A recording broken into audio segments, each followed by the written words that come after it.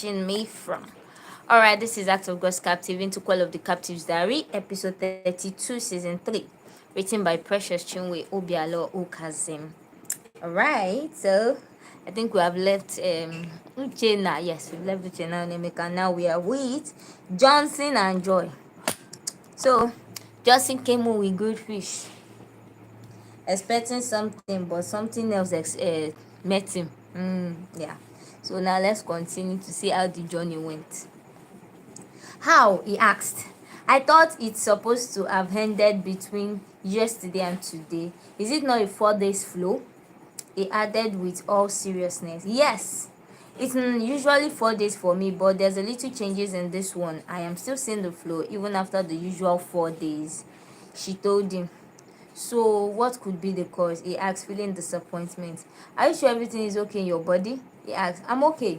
I think it's a normal hormonal change and nothing serious, because normal menstruation is supposed to last between 3 to 7 days, but 5 days is the average.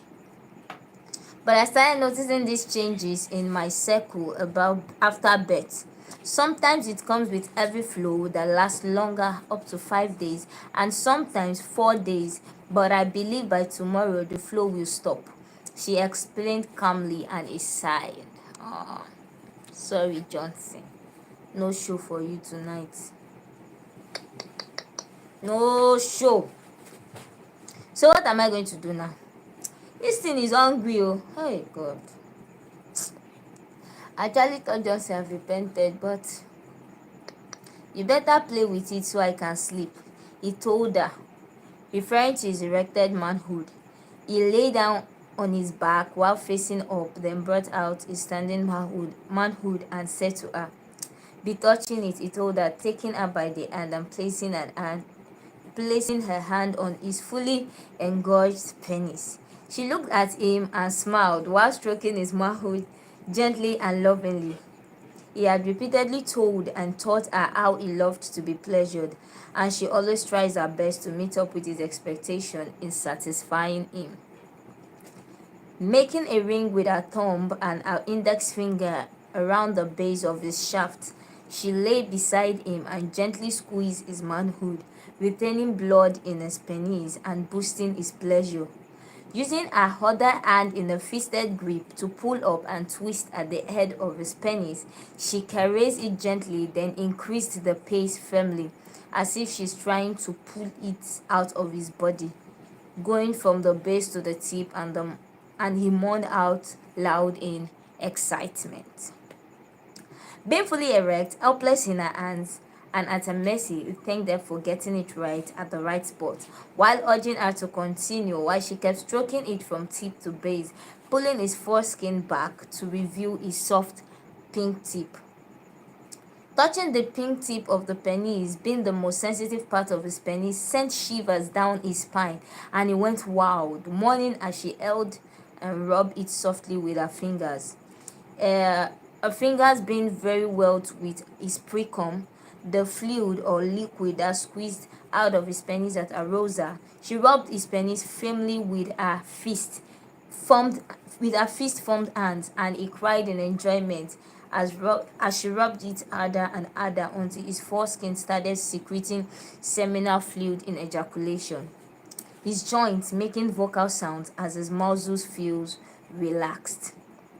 His body felt relaxed after ejaculating, and he thanked her, feeling drowsy as per sleeping pills. God.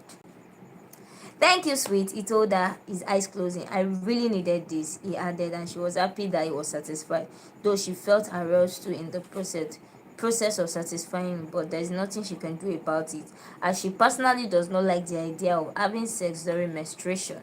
She would rather wait until her menstrual flow stops completely.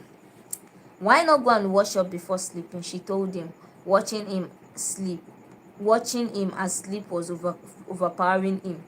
Clean me up, please, I am tired, he told her, and she wondered why he's so free, leaving his body for her to do virtually everything with, because she still finds it very embarrassing allowing him to do certain things to her body, despite the fact that they've been intimate and he's seen her nakedness over and over again. That's a great question. But for him, he freely releases himself like a kid under his mother's care. The only thing Johnson has not told her to do is to bathe him and cream his body. But she's sure that one day it will get to that. She collected from her baby wipes and cleaned him up, then wore him his boxers like a kid he has chosen to act like, then left him to sleep while she went about her other activities before sleeping. Okay, oh, Johnson, well done. At Timothy's place that night, Timothy had gone to bed earlier as he had an appointment to catch up with in the morning.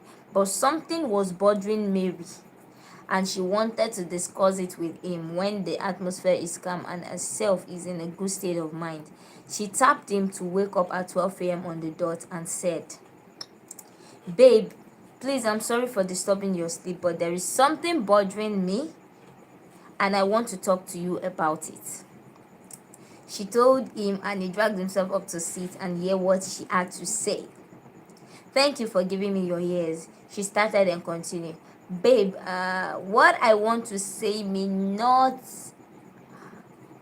go well with you, but I want you to know that I am not saying this out of bitterness of heart, jealousy, or suspicion. I don't like the way you and Cherry have reconnected and have been communicating lately," she said, and he turned and looked at her, startled to hear that coming from her. Okay, yes, it have landed. So for the people that are asking of Timothy and Mary, finally they are back. Timothy and Mary. And what do they hear? It's like Timothy and Cherry have now been communicating, and Mary does not like it. The one thing about Mary is she's outspoken. She likes to say her mind out instead of keeping it to herself. It's better more na talk am out, more na fight am, more na trash am, be everything than she keeping it to herself. So I don't think Timothy should be surprised if she talking out. And for Johnson and Joy, those ones have given up on their matter. Johnson have decided that he has taken my sister out of this world, taken her out of this world. But no problem, I don't have issue. One thing about mommy stories is that you learn a lot. Yes, you learn a lot, and I've learned a new thing today, just as you have also learned a new thing. Yes. So married couple, I hope you people have learned. I don't know what you learned, but I hope you have learned. Yes. All right. Have a beautiful and lovely day. Don't ask me what I learned, because I will not tell you. It is hidden in my heart. All right. Thank you very much, and have a beautiful and lovely day. So we will know Timothy's reply tomorrow. Yeah. So we know his reply after. I don't know. Now that he has started communicating with Cherry, let's see if he will accept and actually reduce the communication. Okay, anyhow, God bless you all for listening, and have a beautiful and lovely day. See you tomorrow. Bye bye.